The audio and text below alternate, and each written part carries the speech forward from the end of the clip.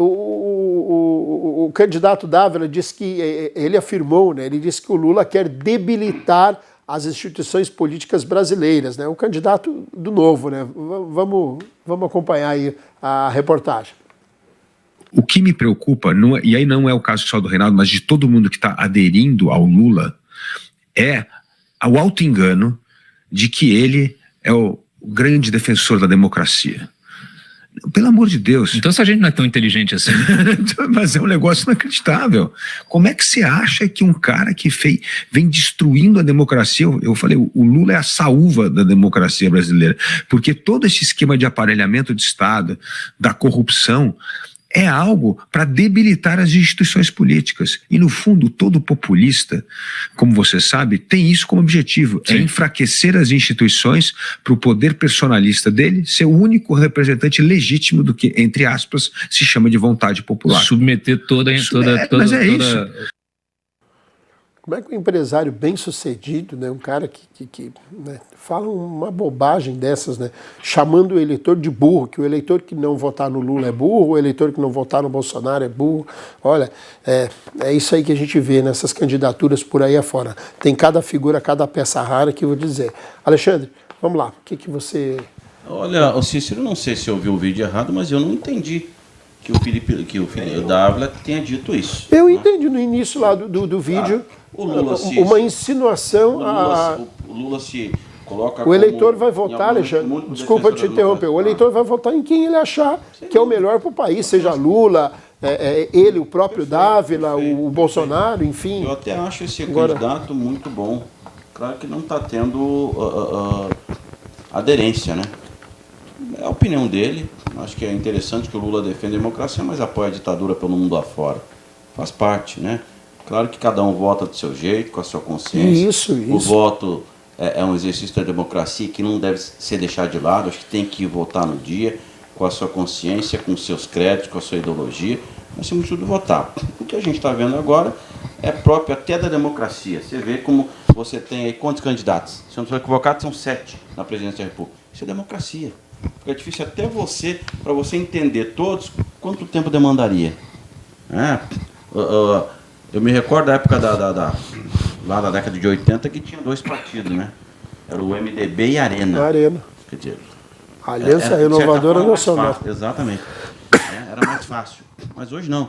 Hoje tem partidos vários partidos de esquerda, alguns outros partidos tanto de direita, e alguns que estão lá só para pegar dinheiro do fundo partidário mesmo, que acaba até dificultando o entendimento do eleitor. Mas isso é democracia. Que bom que nós temos isso, que bom que nós temos o direito, e aqui eu volto aqui para o nosso programa, que tem a democracia, você pode discordar, você pode convergir, divergir dentro do respeito que existe. Tudo isso é democracia. O que a gente está vendo em alguns momentos aí são pessoas que não conseguiram mostrar para o eleitor que as suas propostas são as melhores, e daqui a pouco vão lá perdendo tempo falando de um, de outro. Acho que é cada um olhar para o seu umbigo, vender o seu peixe, e aproveitar que isso é democracia. A gente falava há pouco tempo de Cuba, lá não tem isso, lá não tem nem eleição para presidente, né? O Castro, o Fidel só saiu porque veio óbvio.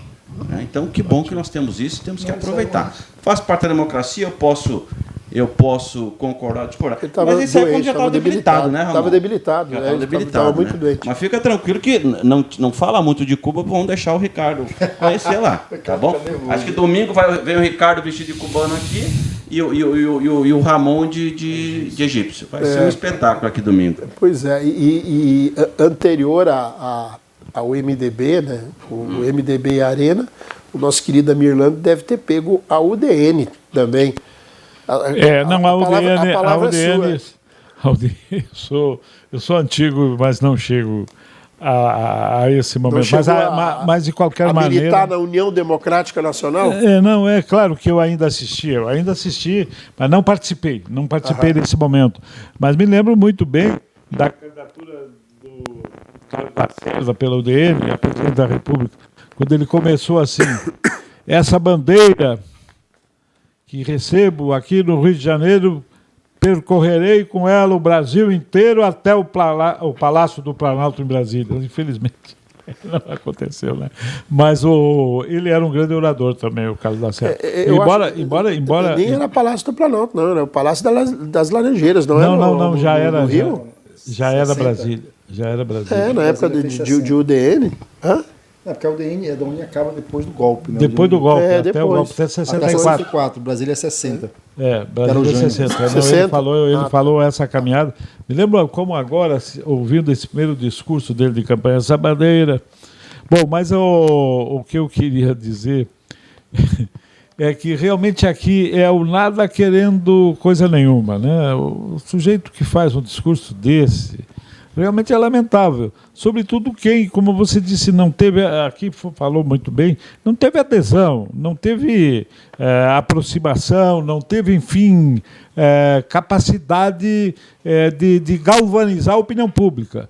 Porque até alguns candidatos, né, tiveram assim, momentos de glória, como o Enéas, por exemplo, teve um momento de glória nesse país. E chegou a um número considerável pelo teu tempo. Meu nome é Enéas, pronto. Quer dizer, isso era todo o tempo de TV. Mas as pessoas que têm essa capacidade de galvanizar a opinião pública podem crescer. Agora, o sujeito que não sai do 1, que desceu do 1 para o 0, realmente querer se queixar que os outros que têm uma adesão popular mais forte e querer fazer uma crítica, eu acho o seguinte: cada um tem que se recolher a sua insignificância. Se recolhe a sua insignificância, que é mais produtivo. Agora, tem a liberdade de dizer o que quiser, isso não é o problema, mas não vejo que com isso vai construir a adesão, vai, aí, como eu disse assim, chamar, atrair, né, imantar a opinião pública. Pois é, parece que né, Amir, nem aprenderam com o Enéas, né? Deviam ter aprendido, porque acho o seguinte, o Enéas, com 15 segundos, ele conseguiu dar o recado dele, ele conseguia falar em cenas de lascívia, lembra disso que ele dizia? Aí ele falava em cromossomos, com 15 segundos ele dava o recado dele. Né? Tem que ter um discurso. Olha, o discurso move cidades, povos, nações e o universo. Mas o discurso tem que dizer o curso. O que é o discurso? É dizer o curso.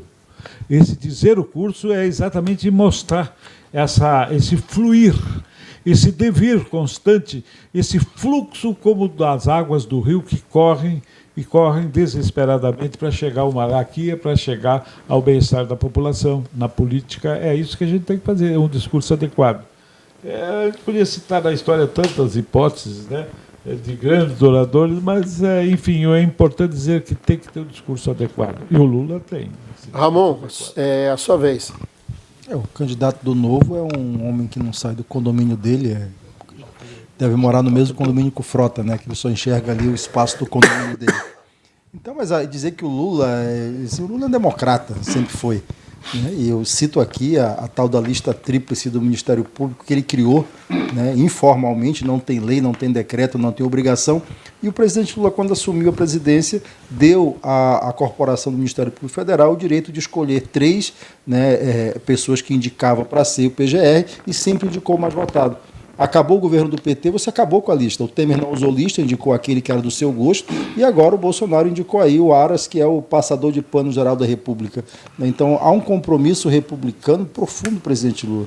Essa crítica feita aí pelo Dávila, né, até nome de família real ele tem, Dávila, é uma bobagem, né, de um candidato que não consegue dialogar com a população. O Mário Covas, falando de políticos, né, de grande renome, né, o Mário Covas ele costumava dizer, quando ele estava perdido lá na solidão do poder, né, ele dizia assim: vou tomar um banho de polvo, e saía para conversar com as pessoas.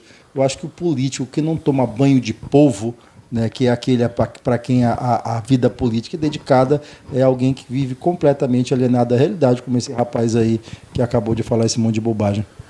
Quando falo em Dávila, Ramon, eu me lembro de um dos maiores humoristas desse país, chamado Walter Dávila, né, que era o seu Baltazar da Rocha na escolinha do professor. O Muniz Bandeira tem um livro sobre a Casa do Tombo, que é da família Garcia Dávila, no Nordeste. Um absurdo de latifúndio desse país. Mas é isso. Vamos lá. Frota, sua vez. Eu concordo Eu vou ser bem sincero, eu concordo com o que ele falou. Porque a gente percebe que, com essa polarização, o eleitor ele não está sequer preocupado em ouvir propostas. Eu concordo, inclusive, com o Alexandre quando ele fala que esse Dávila ele tem boas propostas. É um candidato que deveria, pelo menos, estar na frente da Simone Tebet e do Ciro Gomes, pelas propostas que ele vem apresentando, pela postura que tem o Novo dentro do Congresso Nacional. Então, acho que se for analisar de forma técnica, mas não é o que está acontecendo. Parece que colocaram uma venda nos olhos de muitos eleitores que não querem enxergar. Porque se for confrontar os números do Bolsonaro com o PT mais recente, que seria a Dilma, a gente está esmagando todos aqueles números. Para vocês terem uma ideia, em 2020, o que foi pago com o Auxílio Brasil, só em 2020, foi 15 vezes... aliás, foi o equivalente a 15 anos que era pago pelo Bolsa Família. Então, se a gente for confrontar números, a gente vê um país que está crescendo, o PIB está se elevando, a gente está em fase de deflação por 3 meses consecutivos. Então, preço de combustível, 200 itens foram diminuídos do imposto federal, ICMS zerado, imposto de gás. O gás está caro, por isso... Tanto que está caro que o governo federal deu mais de 5 milhões de vale. Esses dados. Só um pouquinho. Esses dados do Ricardo. É verdade. Esse país maravilhoso do Ricardo. Deixa eu concluir. Você tinha concluído. Eu quero só dizer o seguinte: que esse país do Ricardo é o condomínio dele, onde está tudo maravilhoso e tem 30 milhões de brasileiros passando fome todo dia. É o condomínio dele. Você tem que sair do condomínio. Da mesma forma que você critica o Ricardo, você tem que ter humildade. Eu vou te dar as sandálias da humildade. Os números que ele está falando, queiramos ou não, concorde ou não, a esquerda concorde ou não, o PIB está crescendo sim, o Brasil é um dos poucos países do mundo que está crescendo, a inflação está E os 30 milhões de famintos? Você vai deixar eu falar, não? Nós saímos daqui e dali. Mas se o teu partido acabou... Me chama a atenção. O partido dele acabou com a miséria. Em 2014, foi golpeado em 16. De 16 para cá são 6 anos. Tem um vídeo do Lula aí falando, uma foto dele circulando na rede social, que fala 2015, ele falando pro povo, agora não vai ter carne, vai ter só arroz. Esse é o PT. E Cujuí, já que tu está falando em 30 milhões... No governo da Dilma estava em 52 milhões de brasileiros abaixo da linha da pobreza. Por isso que eu falei que o condomínio no Bolsonaro está 30 milhões? Então é maravilhoso, é sinal que diminuiu bastante. Diminuiu bastante.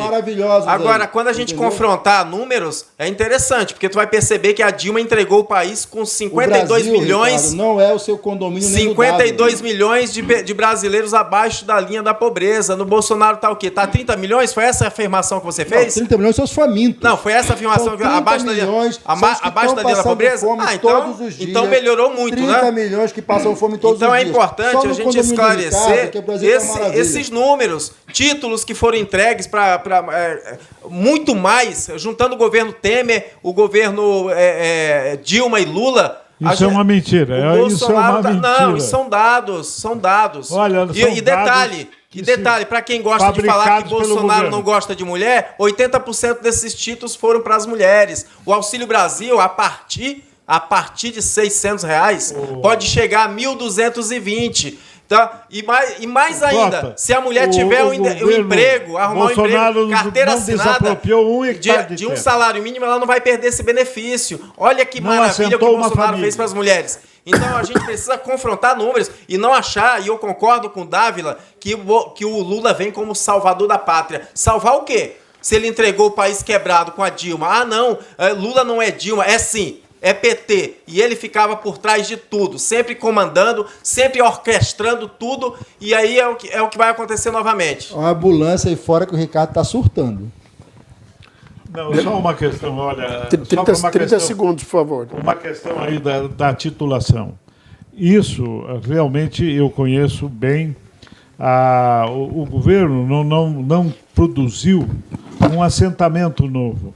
Logo, se não ele apenas... Sabe o que aconteceu? A grande parte dos títulos que foram emitidos foram segundas vias dos títulos antigos que as pessoas que estão aí há 30, 40 anos aqui em Rondônia, por exemplo, e que perderam seus títulos, que não tem, que morreram, não fizeram inventário. Quer dizer, então a família procurou ter uma segunda via do título, já com o nome das mulheres, né, porque os maridos morreram, você está falando isso, que são viúvas. Então, quer dizer, não são títulos, porque para mim o que vale é o assentamento do homem à terra, para ele poder produzir, plantar e colher e comer. Quer dizer, é isso que a reforma agrária, em primeiro lugar, ela alimenta as pessoas. Depois é que o excedente vai para o comércio. Mas aqui está esse pano de fundo, entregou 15 mil títulos. Não assentou uma família. 15 mil não, 400 mil.